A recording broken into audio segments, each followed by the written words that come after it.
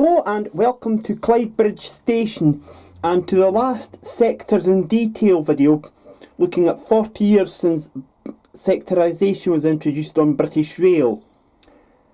I accept that we've not covered the civil engineering department, the departmental sector. However, it's worth pointing out that wasn't a revenue earning sector, but I may talk about modelling departmental trains in the future.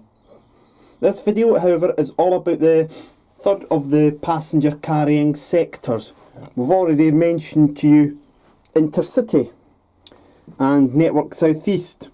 So the third one was planned to be original other provincial services, later just plain Provincial, and from December 1990, Regional Railways.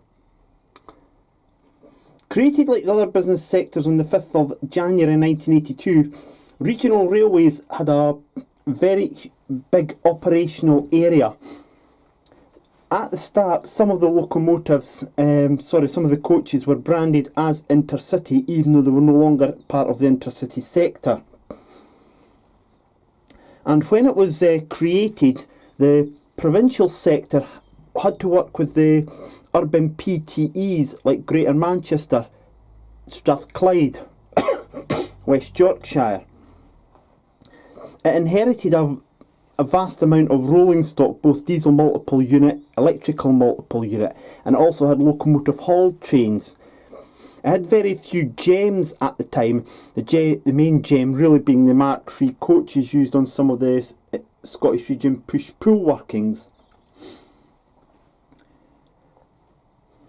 In 1984, Chris Green, who was the then General Manager of the Scottish region of Provincial, rebranded the operations there as Scotrail with a huge new can-do attitude, which was ultimately what led to him being appointed as the Sector Director for London and South East. Scotrail was the branding name, which still remains to this day, and a brand new livery was created for Scotrail using the Intercity livery as its basis, but with a blue stripe instead of a red stripe. Some Scotrail locomotives carried a red stripe, and these were mainly ones that were used on non-push-pull internal workings in Scotland or to haul Intercity trains in Scotland. Mainly the clansmen and some cross-country workings. Although 47461 was the odd man out in that, getting a blue stripe rather than a red stripe. The Scotrail business area should have been a business sector in its own right. It wasn't, but that's not the place to debate this. In terms of the rest of the areas, Provincial had a huge amount of rolling stock that was past its sell-by date. Whilst the early 50s modernisation diesel locomotives had been sent to the scrapyard, their diesel multiple units were still scuttling around, providing a less than satisfactory service. And from this came the rail buses, later called the Pacers, 20 Class 141s, followed by some Class 142s, 3s and the West Yorkshire 144s. All of them are now gone. There's no Pacers in revenue earning service on the British Rail network. The first attempt at a corporate livery for the Provincial sector came with the Pacers. Then along came the Sprinter family. There were two child types, two Class 150s by British Rail Engineering and two Class 151s by Metro Camel, with a front end based upon the Tyne-and-Wear Metro units. Although there are no diesel multiple units on Clydebridge Station, it's worth me for completeness saying that 50 Class 150/1s were ordered, and these carried the light over dark blue rather than what we see here, dark over light blue, and the band was thicker. When the 150/2s were introduced, these carried the livery you see now, and they had Sprinter on them. This was not the first time that branding had been applied to provincial rolling stock, because the TransPennine stock was getting repainted in 1986 into the same livery that the Sprinters would carry, and it had TransPennine on it. Other Mark 1 and 2 stock which belonged to Provincial didn't have Provincial branding on it. It should have done, like how Network South East was applying. The only brand names were actually Scotrail and TransPennine at the time, and then from 87 the Sprinter branding. Stations too didn't receive any sort of Provincial branding in most cases. However, recently Geoff Marshall last year was visiting some request stops on the Crewe to Shrewsbury line, and he called in at Yorton, and he found this quite incredible poster, a remarkable survivor at Yorton with Provincial branding. Take a look at this. I'm on to the other platform, platform 2, southbound train. So the building here is the old station house. Some charming double arrow British Rail style signs saying very clearly that it's a private residence, but this would have been the old station building. There is a ramp to make this side step-free access. There's timetable boards and stuff up. What is amazing is that there's an old poster, it looks quite old, saying things to do in this area, go for a walk, which is exactly what I'm about to do next. But there's an old British Rail logo and the word Provincial, and I've not seen that branding for a very long time. So Yorton, totally worth it just for the old poster. Yeah, it was remarkable for Geoff to find that sign, a very rare piece of Provincial branding, and in fact timetables didn't even carry the word Provincial. In Scotland it was Scotrail, but there was nothing else.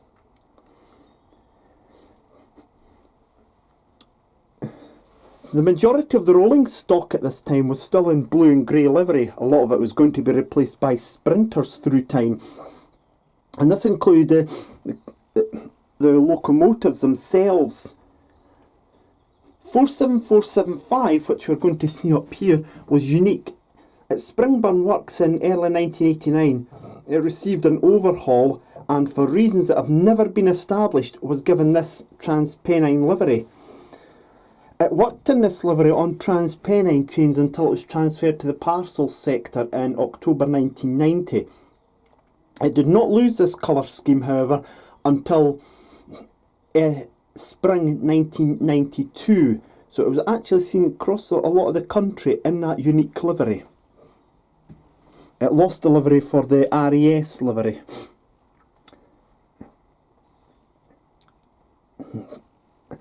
In the likes of the West Highland line and the Far North and Kyle lines in Scotland, and the Cambrian coastlines to Aberystwyth and Pwllheli, there were occasionally locomotive hauled trains with Class 37s, and these, like the 47s, carried large logo blue livery. From 1988 onwards, some of the Class 37s were getting overhauled and outshopped in main line livery, similar to what you see in 47550. Some are getting outshopped in rail freight livery. At the time, there was a pooling of resources, and this meant that locomotives for one sector on the West Highland line would often work at another sector's trains. It was just the way it went. The introduction of super sprinters first came with the Class 155s.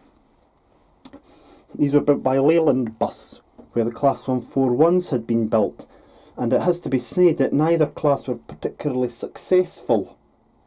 The 155s, except those belonging to the West Yorkshire PTE, actually got converted to 153 single car units. The Class 156s by Metro Camo were more successful, and these were introduced gradually onto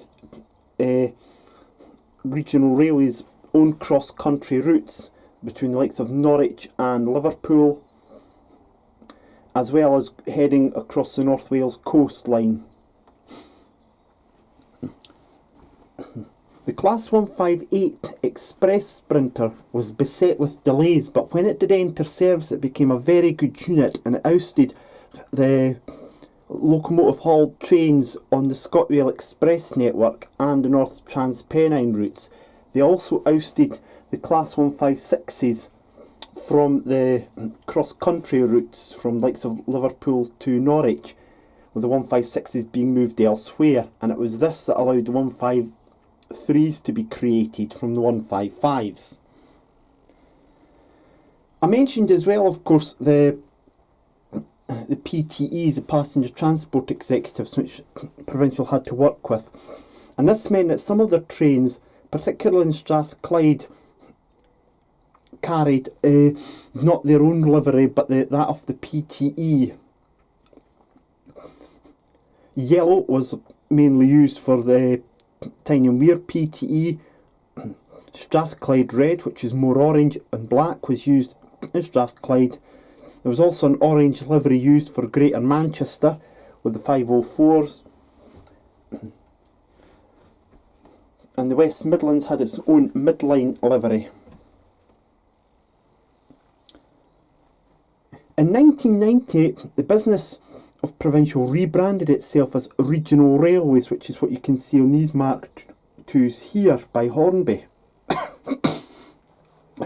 Initially it was just a case of a simple rebranding, but in the later months, with the decision to abolish the operating regions such as the London Midland, 25,000 staff moved from working for the regions to working for the sector instead.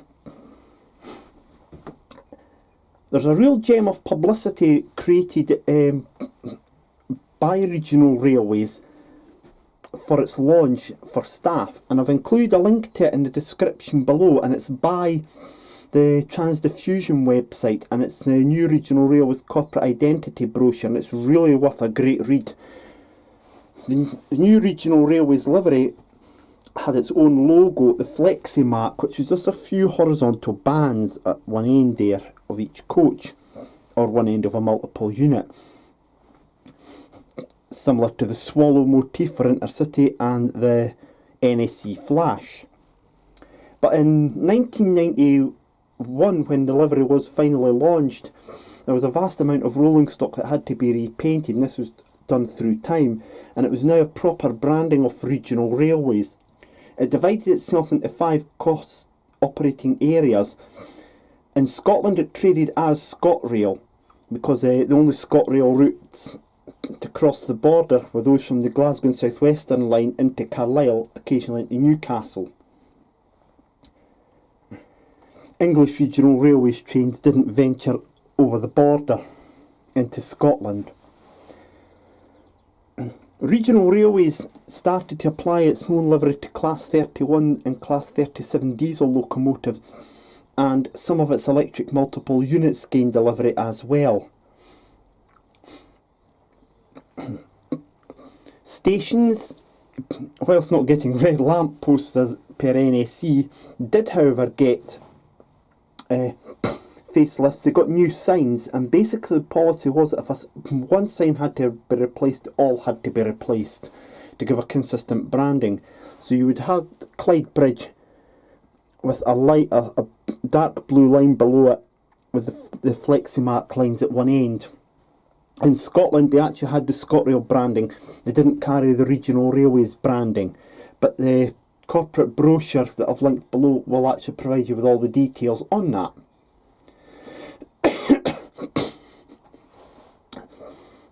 As I say, Regional Railways was divided into 5 areas. The only area it didn't have was South East, but that was covered by the Network South East anyway. A further adaptation to the Regional Railways livery came in late 1991, when some Network South East coaching stock was acquired and the red stripe was replaced with blue, and either Regional Railways or Scotrail branding was put in. Regional Railways, it's fair to say, was an organisation that had a corporate identity but didn't have a corporate identity, if you understand what I mean. So that's a brief description of Regional Railways. Basically all of British Rail's passenger services except Network South East and Intercity. So what we'll do now is we'll go and look at how you model these trains and give you hints and tips on modelling Regional Railways. When it comes to modelling Regional Railways or Provincial, I think it's easiest if we actually start up in Scotland first of all. Initially, the push-pull trains and some other trains that ran in the Scottish region would have had intercity on them. Mark 1 coaching stock would not have had any branding on them, but from 1984 onwards, the coaching stock would have had Scotrail applied in place of intercity, or where there was no branding. Some coaching stock had intercity Scotrail and it was coloured in blue and grey. The push-pull sets from 1984 onwards started to gain the blue striped Scotrail livery, as you see here. One thing worth mentioning is that the DBSOs, which you see here, now you can't see this at the moment, but this DBSO does have a cow catcher on it, installed as one of the safety recommendations after the 1984 Pullman railway accident. Some Scotrail DBSOs did carry the Scotrail blue striped livery without a cow catcher. They were only progressively applied from 1985 onwards. So if you see a Scotrail DBSO without a cow catcher, it would be correct. The push-pull locomotives, initially there were 12 of them, later increased to 16. 10 of them carried the small logo BR blue. 2 of them carried that livery. 47711, 47712 were the 2 that had large logo livery. Eventually all got the blue stripe livery, as you see there. As already mentioned, other Class 47s for Scotrail carried a red striped version of the livery, except 47461, which carried the blue striped version. One other thing I must mention to you as well is that when you're modelling push-pull trains, in the immediate period prior to the Class 158 Express Sprinters coming online, some push-pull trains were actually formed with intercity coaching stock. Now this was actually as a result of intercity requiring the Mark IIIs for the West Coast route. And what happened was that as these got sent down for refurbishment, Scotrail this year released 3 of them to intercity. They replaced 3 coaches, Mark IIFs and Mark IIEs like this, and they were sent temporarily on loan to Scotrail. And once the 158 started to come on stream, these were then transferred to the intercity Anglia route, as already mentioned. And as it's seemingly a very nice day, there's Mr. Bumblebee coming to have a look at the layout as well. But anyway, I digress. Actually, I wonder if he's a train enthusiast. Anyway, getting back on track, as it were. Yeah, the Mark IIEs and Mark IIFs like this here were sent on loan to Scotrail, and once the 158s came on stream, they were then transferred to intercity. So you would occasionally see Scotrail trains formed, push-pull trains formed with intercity stock, but a DBSO at the end. In the early days, of course, of the push-pull trains carrying Scotrail livery, it was not uncommon to see it mixed livery formations with blue and grey and Scotrail livery. On the likes of the West Highland line, the initial rolling stock was, of course, Class 37s hauling rakes of Mark 1 and Mark 2 stock. The locomotives carried large logo blue livery, but the first break to this came in 1988 when 37423 got rail freight metals livery and 37401 carried intercity livery, but it was later switched to main line when the numbers were switched from there to there on 37401. Again, it was not uncommon to see 37401 hauling a freight during the immediate pre-sprinterisation period.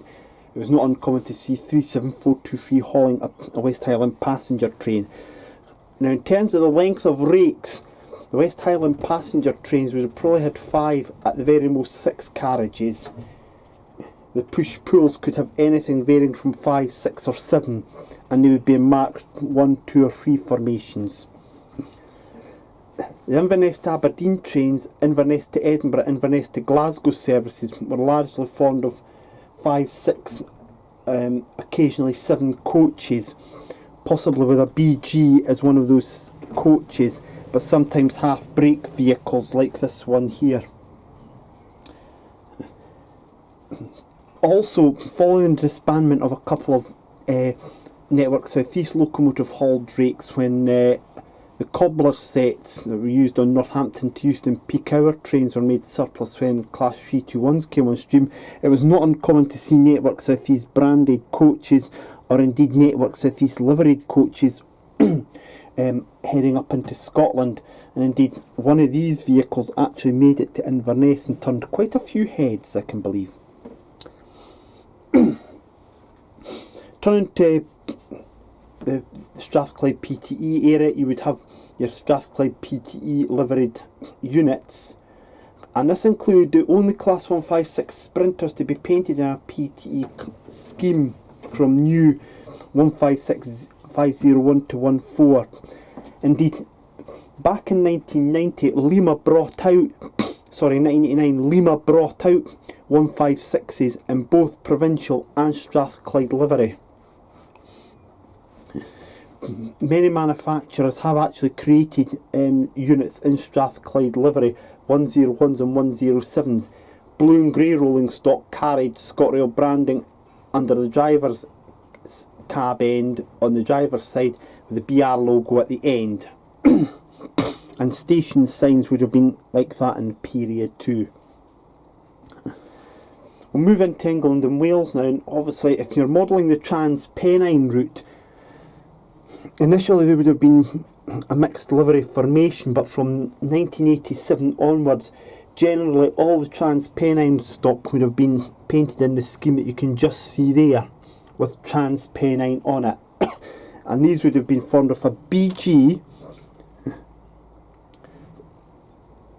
and you had a first class coach and 5 standard class coaches, with the BG and the first class coach always at the Liverpool end of the train. Prior to the introduction of the 156 sprinters, one of the second class coaches was taken out, reducing the rakes to 6 cars. This was to get passengers used to the shorter formations of the 158s, and eventually there was a mixed domain of class 47s hauling a rake of 5 coaches. At least one would have been in Trans-Pennine livery, but no more than 4. Sometimes there was only one Trans-Pennine liveried coach. The others were taken out for refurbishment for use on the club trains. Talk about them right now. The club trains were hauled from Manchester, Victoria to Southport and Blackpool, and from Liverpool Lime Street to Blackpool North as well. And these were formed of coaching stock like this, and they would have had regional railways on it. Oh, by the way, I'll zoom in and just tell you the font that you see there for the regional railways font, and it was used by Scotrail in Scotland, is the Joanna font. In the regional railways brochure link that's in the description below, it actually explains that font as well. The club trains, by the way, would have been formed of about 5 or 6 coaches, mostly in this scheme, occasionally in the Network South East livery, or perhaps with a blue stripe replacing the Network South East red stripe with regional railways branding on it. These would have had a class 37 or a class 31 hauling it. If it was a 31, it would have been in civil engineers livery or blue livery or regional railways livery. If it was a 37, it would have been in rail freight livery or regional railways livery or mainline livery, or occasionally large logo blue livery. 47s, to my knowledge, didn't work club trains.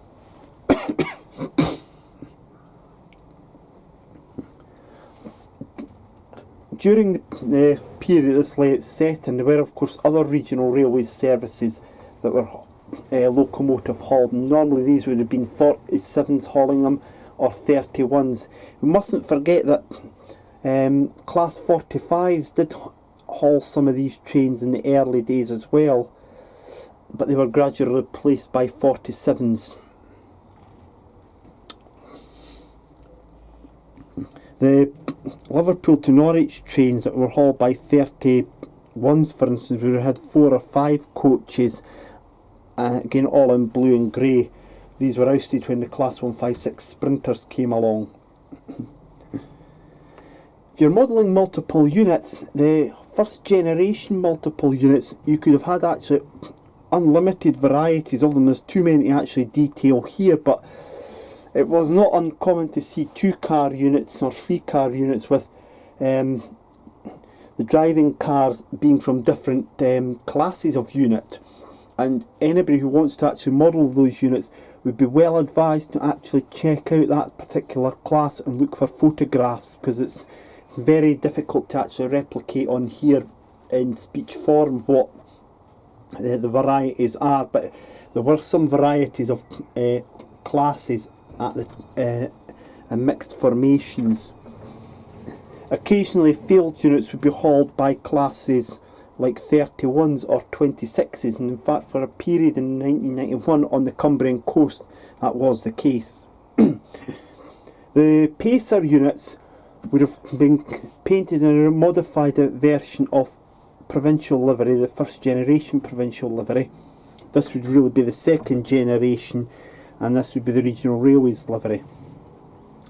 When you're actually modelling Pacers, some of them did carry PTE liveries as well, for West Yorkshire Class 141s and 144s, also for Tyneside 142s and 3s, and Greater Manchester 142s, and I believe some Merseyside units also gained this livery. Pacer units and Sprinter units also carried Network Northwest branding in the northwest, and a couple of Sprinter units also gained Network Northwest livery. This, however, was really a sort of half-hearted attempt by Regional Railways Northwest to rebrand its operations and it was before, well, Provincial Northwest I should say, and it was really before Regional Railways came along. The Network Northwest branding didn't last too long, and it was subsequently dropped quietly.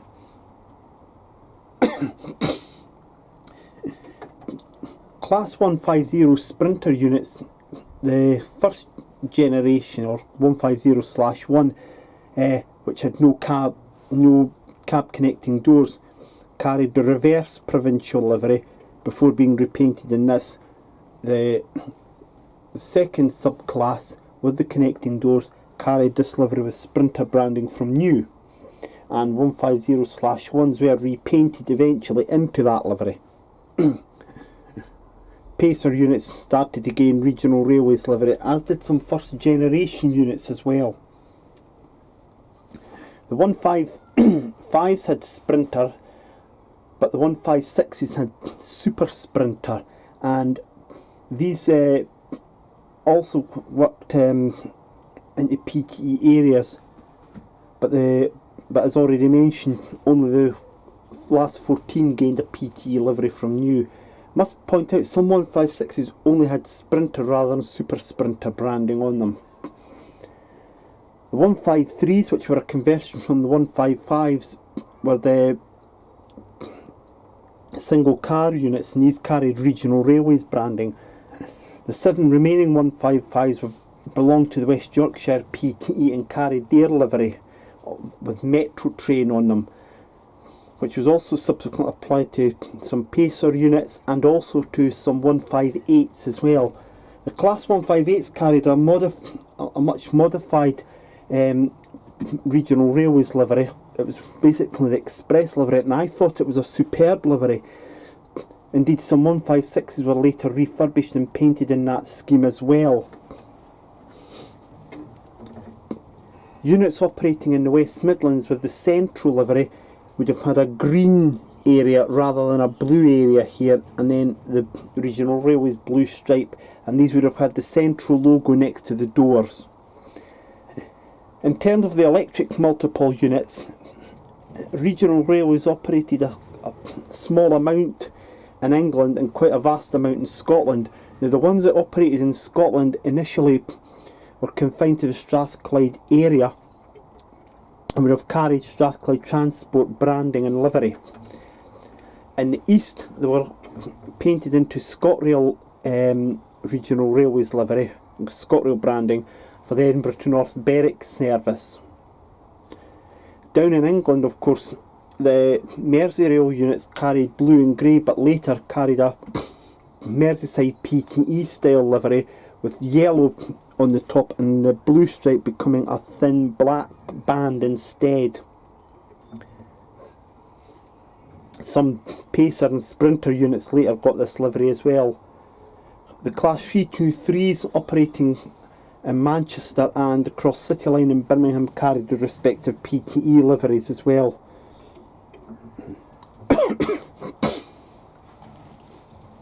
The other electric multiple units that regional railways would have owned at times, they would have actually been painted either in blue and grey or in normal regional railways livery, depending on whether it was a supported service or not. Mention must finally be made of the Class 321s because a few of them were bought new for the Doncaster to Leeds local service following East Coast mainline electrification, and these units carried regional railways branding but on West Yorkshire Metro train livery. So there were some 321s delivered in PTE livery. And finally, if we're talking about the Pacer units, just before I forget, the Pacer units would have that operated in Cornwall had the cream and brown colour and were nicknamed the Skippers. They skipped to the northwest of England when it was found they were not very good on the tight Cornish curves, although interestingly enough, under First Great Western ownership, they did make a return there.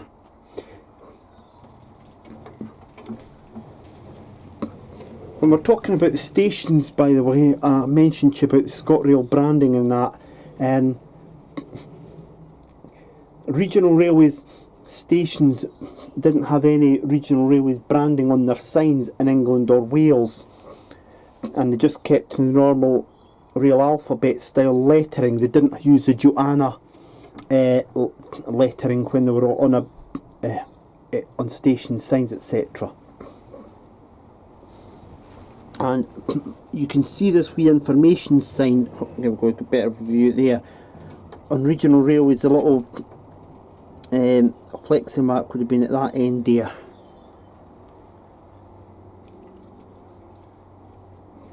The locomotives that I mentioned to you, by the way, that carried the regional railways livery did carry regional railways branding with them as well, and it was not uncommon to see these actually working on freight services too. There's lots of videos of regional railways locomotive haul trains on YouTube, and I've also put a few here for you to click on in the corner so you can watch, as well as one from Scotland in 1989. Very lastly, Scotrail for a wee while ran internal sleeper trains from Glasgow to Inverness and Aberdeen.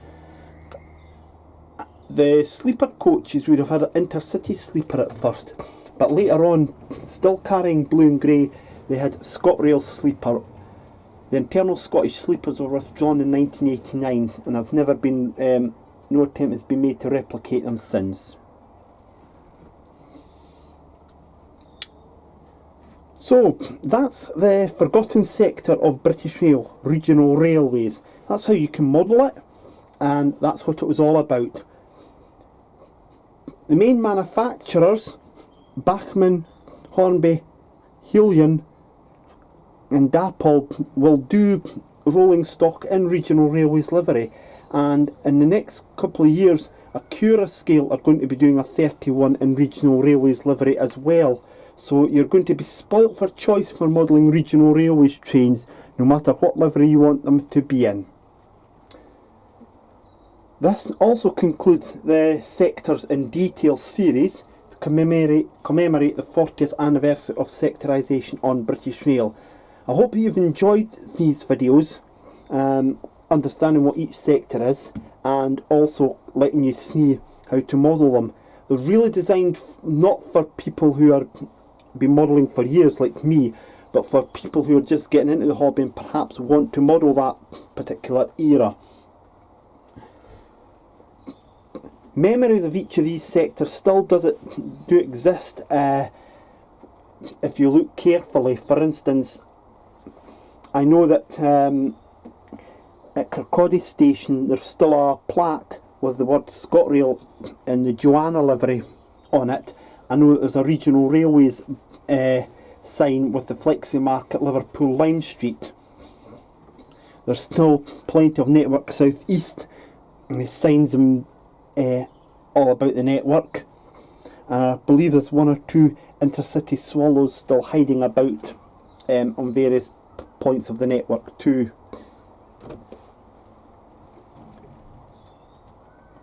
But I hope that you have enjoyed all of these videos, and I hope that it's given you ideas on what to do. All that remains for me to do is to say thank you very much for watching this video, and I promise you that I'll be continuing to upload, and I may even repeat this series if I'm still around for the 50th anniversary of sectorisation on British Rail. You never know, in fact, the sectors might actually be back by then. We might have a fully nationalised network by then, I don't know. But anyway, please, whatever era and whatever area you're modelling, please enjoy your layout, take care of yourselves, and I'll see you very soon here on Clydebridge Station. Thank you very much for watching, and bye bye for now.